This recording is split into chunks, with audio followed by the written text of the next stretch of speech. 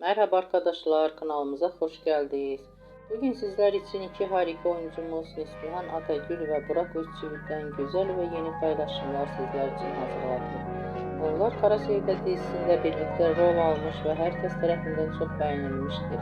Biz de sizler için onların güzel fotolarını hazırladık. Bu videoların devamlı gelmesini istiyorsanız kanalımıza abone olup yorum yazmayı unutmayın. Herkese teşekkürler.